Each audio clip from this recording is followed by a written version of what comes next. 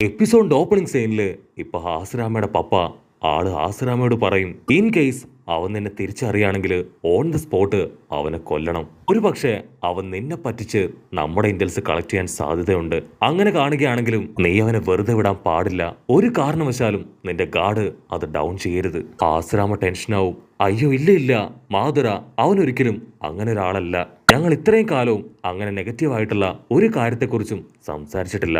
Training എടുത്തു, practice ചെയ്തു, വളരെ ഹാപ്പി ആയിട്ട് ഒരുപാട് സമയം പരസ്പരം സ്പെൻഡ് ചെയ്തു. അതിനവന്റെ പപ്പ ദേഷ്യപ്പെട്ട് പറയും, നിനക്കൊരു കാര്യം അറിയോ? ആ ഉച്ചയ ക്ലാൻകാര് അവരാണ് നിന്റെ ബ്രദറിനെ കൊന്നത്. ദയവ് ചെയ്ത് ഞാൻ പറയുന്നത് നീ കേൾക്കണം. നീ അവന്റെ കൂടെ നടന്ന് എല്ലാ ഇന്റൽസും കളക്ട് ചെയ്യണം. നിന്റെ പിന്നാലെ തന്നെ ഞാനും നിന്റെ ബ്രദറും ഉണ്ടാവും. അത് കേട്ട് വേറെ വഴിയില്ലാതെ ഇപ്പൊ ഹാസ്രാമ അതിന് സമ്മതിച്ച് മാധുരയുടെ അടുത്തേക്ക് പോവും. അവിടുന്ന് അങ്ങനെ ബ്ലാക്ക് ഔട്ട് ചെയ്ത് വീണ്ടും ഹാസ്രാമയും മാധുരയും അവർ രണ്ടുപേരും നദിയുടെ മുൻപിൽ കണ്ടുമുട്ടും. അവരുടെ രണ്ടുപേരുടെ ഇടയിൽ എന്തോ സംഭവിച്ചിട്ടുണ്ട്. അതുകൊണ്ട് തന്നെ അവർക്ക് പരസ്പരം ഫേസ് ചെയ്യാൻ കഴിയില്ല.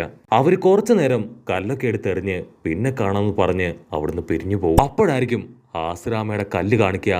അതില് ഓട് എന്ന് എഴുതിയിട്ടുണ്ടാവും. മാധുരയുടെ കല്ലില് ട്രാപ്പെന്നും. കാര്യം മനസ്സിലാക്കിയ മാധുരയുടെ പപ്പയും അവന്റെ ബ്രദറും അവര് രണ്ടുപേരും ഇപ്പൊ അവിടേക്ക് ചാടി വീഴും.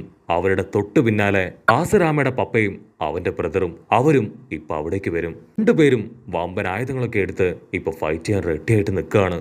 അടുത്ത സെക്കൻഡ് അവർ പൊരിഞ്ഞ അട്ടിയിട്ടി ബഹളം. അതുകണ്ട് ഹാസ്രാമയും മാധുരയും രണ്ടുപേരും നിലവിളിച്ചു പറയും, ദയവ് ചെയ്ത് നിങ്ങൾ ഫൈറ്റ് ചെയ്യരുത്. ഞങ്ങളെ ഓർത്തെങ്കിലും ഈ ഫൈറ്റ് നിർത്തണം. ഫൈറ്റിനിടയില് മാധുരയുടെ പപ്പ ആളാണെങ്കിൽ ഹാസ്രാമയുടെ ബ്രദറിന് നേരെ ഒരു കത്തി വലിച്ചെറിയും. അത് കണ്ട ഹാസ്രാമയുടെ പപ്പ ആണെങ്കിൽ മാധുരയുടെ ബ്രദറിനെ നേർക്കും അങ്ങനെ കത്തി വലിച്ചെറിയും. രണ്ട് കത്തിയും ഫുൾ ഫോഴ്സില് അങ്ങനെ പാഞ്ഞെടുക്കും. പക്ഷെ ആ കത്തി ക്ലോസ് എത്തുമ്പോഴേക്കും രണ്ട് കല്ലുകൾ വന്ന് ആ കത്തികൾ രണ്ടും ആട്ടിച്ച് തെറിപ്പിക്കും. ഉടനെ മാധുരയും ഹാസ്രാമയും അവർ രണ്ടുപേരും ഇപ്പൊ ഫേസ് ടു ഫേസ് അങ്ങനെ നോക്കി നിൽക്കാണ്. മാധുര പറയും, എന്റെ ബ്രദറിനെ കൊല്ലാൻ ഞാൻ അനുവദിക്കില്ല. അതിന് ഹാസ്രാമ അവൻ പറയും, നമ്മൾ ഫ്യൂച്ചറിൽ ഒരുപാട് കാര്യങ്ങളൊക്കെ പ്ലാൻ ചെയ്തിരുന്നു, പക്ഷെ അതൊന്നും നടക്കില്ല എന്ന് പറഞ്ഞ് അവരിപ്പോ ഫൈറ്റ് ചെയ്യാനായിട്ട് ആയുധങ്ങളൊക്കെ എടുത്ത് അങ്ങനെ ചാടി ചാടി നിൽക്കും. മാധുര പറയും, ഇന്നു മുതൽ ഈ ഫ്രണ്ട്ഷിപ്പ് ഇവിടെ സ്റ്റോപ്പ് ആവുകയാണ്. ടെഞ്ചു ക്ലാനിലുള്ളവരാണ് എന്റെ ബ്രദറിനെ കൊന്നത്, അതുപോലെ തന്നെ എന്റെ ക്ലാനിലുള്ളവരാണ് നിന്റെ ബ്രദറിനെയും കൊന്നത്. നമ്മൾ ഒരിക്കലും ഒന്നു ചേരില്ല.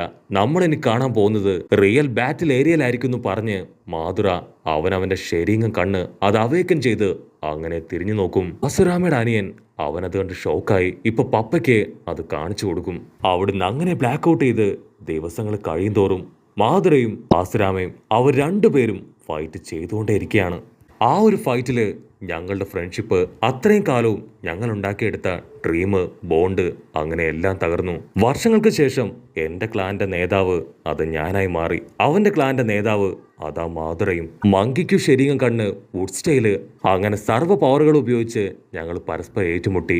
ഞങ്ങൾ ഏറ്റുമുട്ടുന്ന അതേ പാതയിൽ തന്നെ ഞങ്ങളുടെ രണ്ടുപേരുടെയും ബ്രദേഴ്സും പരസ്പരം ഫൈറ്റ് ചെയ്തുകൊണ്ടേയിരുന്നു. ഓബ്രാമയും ഈസ്റ്റരാമയും അവർ രണ്ടുപേരും വാട്ടർ സ്റ്റൈലും ഫയർ സ്റ്റൈലൊക്കെ വെച്ച് അവരുടെ ചേട്ടന്മാരെ കഴിഞ്ഞും പവർഫുള്ളായി പരസ്പരം ഏറ്റുമുട്ടും. ഫൈറ്റിന്റെ ഒടുവില് ഈസനയെ അവൻ കത്തികൾ ഉപയോഗിച്ച് ആഞ്ഞു വെട്ടും. ചോര തുളുമ്പി ഈസന അവൻ താഴേക്ക് വീഴുമ്പോ മാധുര ടെൻഷനായി അവന്റെ അടുത്തേക്ക് ഓടിയെത്തും. മാധുരയാണെങ്കിൽ അവന്റെ ബ്രദറിനെ തൂക്കിയെടുത്ത് അവിടുന്ന് രക്ഷപ്പെടാൻ ശ്രമിക്കും.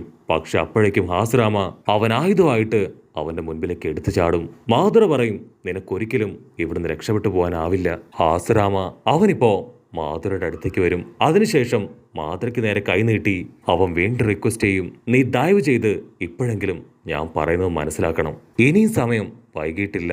നമ്മൾ രണ്ടുപേരും ചേർന്ന് നമ്മൾ ആഗ്രഹിച്ച ആ പുതിയ ലോകം അത് ക്രിയേറ്റ് ചെയ്യാം. അത് കേട്ട് മാധുര അവൻ വീണ്ടും അവരുടെ പഴയ മെമ്മറീസ് അത് ആലോചിക്കാൻ തുടങ്ങും. പക്ഷെ മാധുരയുടെ ബ്രദർ അവൻ അടിച്ചു പറയും, മാധുര ഒരു കാരണവശാലും അവനെ വിശ്വസിക്കരുത്. നമ്മളുടെ രണ്ട് ക്ലാനുകളും എന്നും ഇതേ വിദ്വേഷത്തിൽ തന്നെയാണ് ഉണ്ടാവുക.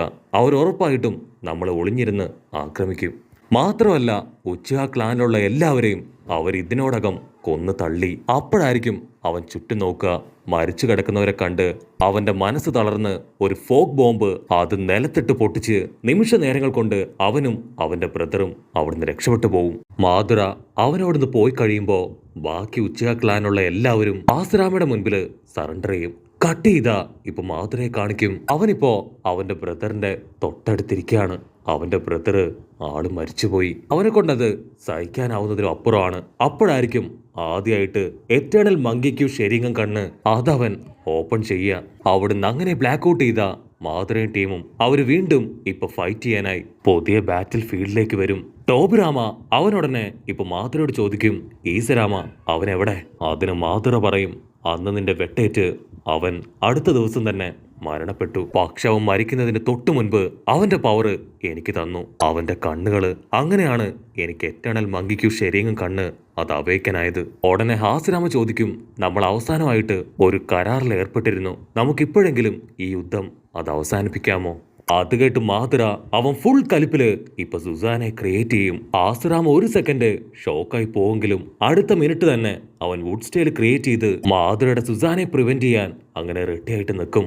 ആ ഒരു വുഡ് ജിപ്സു അത് സുസാനെ അങ്ങനെ പിടിച്ചു വലിച്ച് ഇപ്പൊ ലോക്ക് ചെയ്യും. മാത്രമല്ല വുഡ് ജിപ്സുവിൽ ക്രിയേറ്റ് ആയ സ്പെഷ്യൽ ഫ്ലവർ അതാണെങ്കിൽ ഇപ്പൊ പോയിസൺ ഗ്യാസ് അവിടെ മുഴുവൻ സ്പ്രെഡ് ചെയ്യും. മാധുരയാണെങ്കിൽ അതുകൊണ്ട് ഷോക്കാവും. ഇനിയിപ്പോ എന്താ ചെയ്യാന്ന് അറിയാതെ അവനങ്ങനെ പകച്ചു നിൽക്കുകയാണ്. മാധുരയ്ക്കാണെങ്കിൽ ആ ഒരു പോയിസൺ ഗ്യാസിന്റെ മുൻപിൽ പിടിച്ചു നിൽക്കാൻ കഴിയില്ല.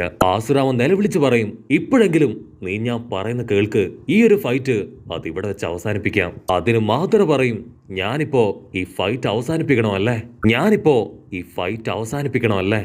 എന്റെ ബ്രദറിനെ കൊന്നതിന് പകരം ചോദിക്കാതെ ഞാൻ അടങ്ങിയിരിക്കില്ല. മാധുര ഒരുപാട് കഷ്ടപ്പെട്ട് ബുദ്ധിമുട്ടി ഇപ്പൊ സുസാനെ ഫുൾ പവറിൽ പുറത്തേക്ക് ഇറക്കും. അത് കണ്ട് ഹാസുരാമ അവനിപ്പോ വുഡ് ഗോളം ജിപ്സു ക്രിയേറ്റ് ചെയ്ത് സുസാനെ അറ്റാക്ക് ചെയ്യാൻ അതിന്റെ അടുത്തേക്ക് കൊണ്ടുപോകും. ആ വുഡ് സ്റ്റൈല് അതൊരു വിധത്തില് ഇപ്പൊ സുസാനെ ലോക്ക് ചെയ്യും. പക്ഷെ അപ്പോഴേക്ക് സുസാന അവൻ ആ വുഡ് സ്റ്റൈലിനെ തകർത്ത് വുഡ് സ്റ്റൈലിനെ അങ്ങനെ വാരിയെടുത്ത് നേലത്തൊരു ഒറ്റ അടി അടിക്കും. സുസാനയാണെങ്കിൽ ഇപ്പൊ വലിയൊരു സ്ക്വാഡുമായിട്ട് ഹാസുരാമയ്ക്ക് നേരെ വരും. ഹാസുരാമ പറയും, അത് കണ്ട് ഹാസുരാമ അവൻ വീണ്ടും മാധുരയോട് പറയും, നമ്മുടെ കുട്ടിക്കാലം നിനക്ക് ഓർമ്മയില്ലേ? എത്ര ഹാപ്പി ആയിട്ടാ നമ്മൾ രണ്ടുപേരും ജീവിച്ചത്. അതിന് മാധുര പറയും, അതൊന്നും ഇനി ഞാൻ ഓർക്കില്ല. ഞാനും നീയും നിന്റെ എന്റെ ക്ലാനിലുള്ളവരും നമ്മളെല്ലാവരും ശത്രുക്കൾ തന്നെയാണ്.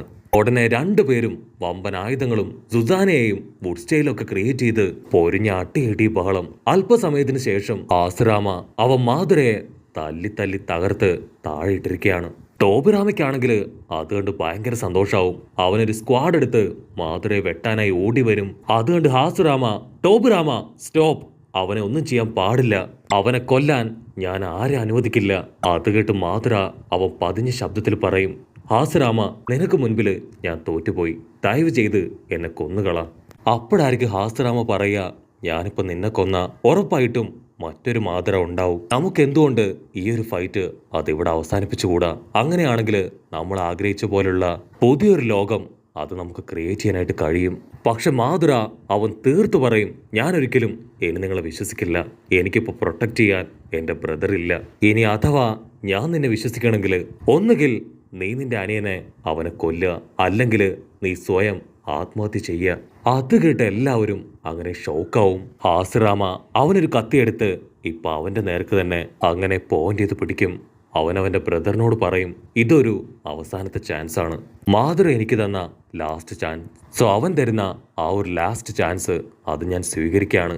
ഞാൻ മരിച്ചാലും നീ ഈ വാക്ക് അത് സൂക്ഷിക്കണം, അത് കാത്തു സൂക്ഷിക്കണം. ഒരു കാരണവശാലും മാധുരയായിട്ട് ഇനിയൊരു അറ്റാക്ക് ഉണ്ടാവാൻ പാടില്ല. ടോബിറാമയാണെങ്കിൽ അതിനെ അനുവദിക്കില്ല. ആസുറാമയെ തടയാനായിട്ട് അവൻ ഓടി അടുക്കും. അവൻ ആ കത്തിയെടുത്ത് ഇപ്പൊ അവന്റെ നെഞ്ചിലേക്ക് തന്നെ ആഞ്ഞു വീശും. അത് കണ്ട മാധുര അവൻ ഹാസുറാമയുടെ കയ്യിൽ കയറി പിടിച്ചു വെക്കും. അവിടുന്ന് അങ്ങനെ ബ്ലാക്ക് ഔട്ട് ചെയ്ത് ഇപ്പൊ അവർ രണ്ടുപേരും ഒന്നാവും. ഹാസുറാമ ക്ലാനും മാധുര ക്ലാനും അത് രണ്ടും ഒന്നായി അവര് പുതിയൊരു വില്ലേജ് അത് ക്രിയേറ്റ് ചെയ്യാൻ തുടക്കം കുറിക്കുന്നതോട് കൂടെ ഈ ഒരു എപ്പിസോഡും അവസാനിക്കുന്നു. എപ്പിസോഡ് ഇഷ്ടപ്പെടുകയാണെങ്കിൽ തീർച്ചയായിട്ടും ലൈക്ക് ചെയ്യാനും കമന്റ് ചെയ്യാനും ഷെയർ ചെയ്യാനും മറക്കല്ലേ. അടുത്തൊരു അടിപൊളി എപ്പിസോഡുമായിട്ട് കാണുന്നവരെ it's me with Mallu episode.